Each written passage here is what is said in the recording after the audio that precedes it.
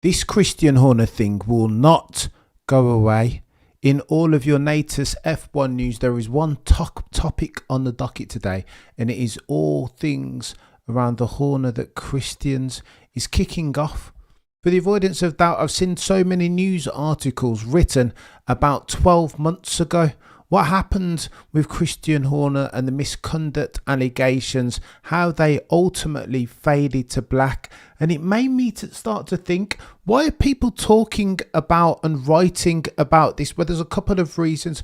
Of course, Max Verstappen and his future at the Bulls that are red. He's told them that he needs a couple of things. First and foremost, a car capable of winning races and a semblance of harmony. The key personnel to stay at the team: Adrian Newey, Jonathan Wheatley, Dan Fallows, Rob Marshall et al. What happened there?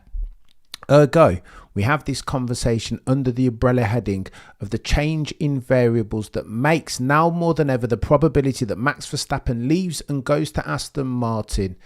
It's now greater more than ever. It was before. Again, not the most likely outcome, but I think it's more and more likely by the day and by the second. Why?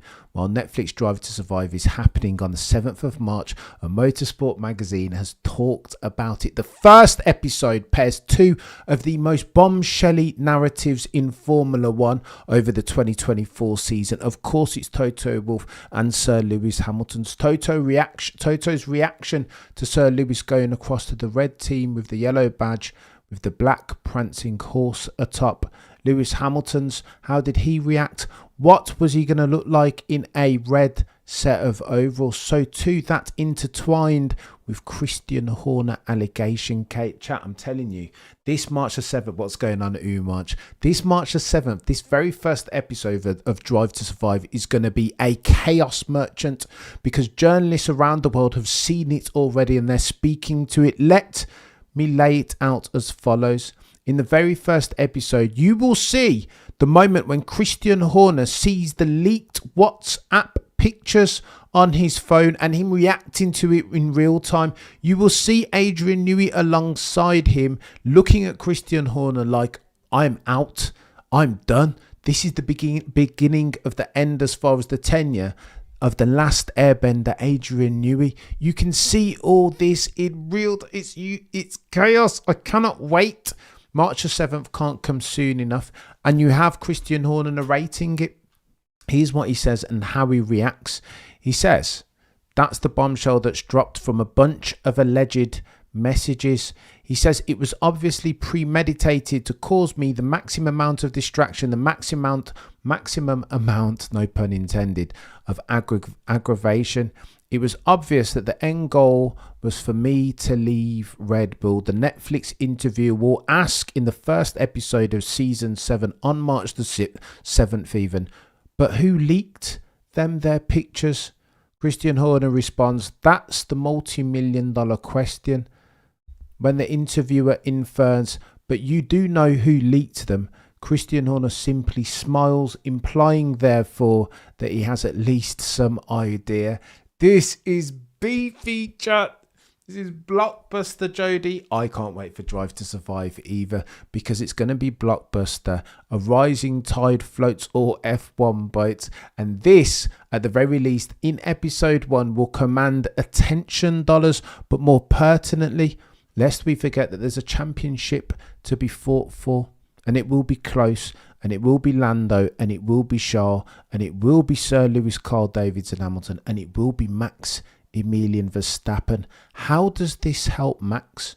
All of these bodies were dead and buried, weren't they? We didn't need to recover nor revisit them. But apparently now, the way that Drive to Survive has portrayed it, they will be putting all that happened last year, all of the salaciousness, the rumour, the accusation, front and centre for the next week between the 7th of March and the 16th, when we have ourselves the first Grand Prix of the year as at Australia.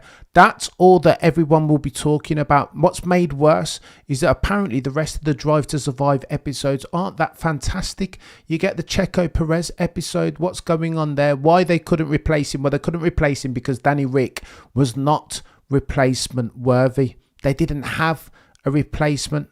Of course, you'll get the bloody Charles Leclerc and Lando Norris episode where they all have mobile phones and are taking snapshots of themselves and TikToks, yeah, whatever. But the goatiest episode in that series will obviously focus on the juiciest of narratives, which of course is Lewis Hamilton in the first instance moving to Ferrari, and in the second instance it's Christian Horner. So too, you'll hear him reacting in real time when, again, the very race after those allegations come to the fore, Max Verstappen nails it. Max does what he does, and Christian Horner reacts as follows. There's no better way to make them all shut the fudge up. Christian Horner again, his response, ever the fighter, but his response was to win. Again, nothing shuts up these allegations like victory, eh? It will get techie in this season 7. I cannot wait for it. But again, under the umbrella heading of does this make Max more or less likely to stay? Drudging up old bones. Oh, and by the way, there is a reason you heard me say at the outset. It felt weird the way that people have been reporting on it over the past 7 days. So many UK publications saying 12 months ago this happened. Well, that's not news. Well, we hear today by dint of the Telegraph that UK media can't report on the Christian Horner saga in real time. If indeed, per rumour and F1 word on the curb is something that you're invested in, if indeed there is something going on in the background, there is legislation here.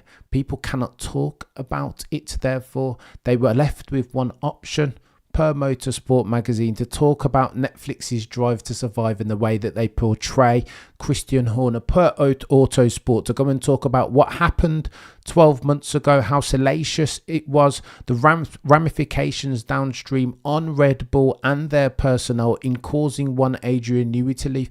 But they're not talking about it now. If indeed there were something going on, they wouldn't be allowed to, because rumour, word on the F1 curb, per our mates over at the Telegraph, is that there is a reporting restriction order on all English media.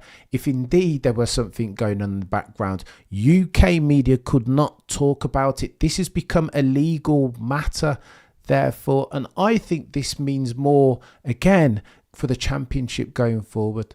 If there were a Drivers' Championship to win, I would argue yet and still that Maximilian Verstappen is front and centre. It would be disingenuous for me to argue anything else. However, on the back of March the 7th, when we see these images of Christian Horner reacting in real time to the WhatsApp messages and them having been leaked by someone within the team, mention no names, Jos Verstappen, allegedly, the pictures of Christian Horner reacting in real time will again drudge up old bones. It will put all of this salaciousness right on the forefront. And imagine for a second that there was something else going on in the background that UK media cannot report on, paired with those pictures and images of Christian Horner narrating this whole thing, the salacious circumstance, the misconduct in real time. It will get techie than techie things. For the avoidance of doubt, Max Verstappen currently has 8 points on his super license. He's expecting a little one on the way at some point. Lando Norris, a fire-breathing dragon for which Maximilian Verstappen will have to slay. It's going to get techie. Chat, I for one can't wait. Inject March the 7th and Drive to Survive Season 7, the first episode of it, into my veins. Because why? Because a rising F1 tide floats all boats. What are we doing here?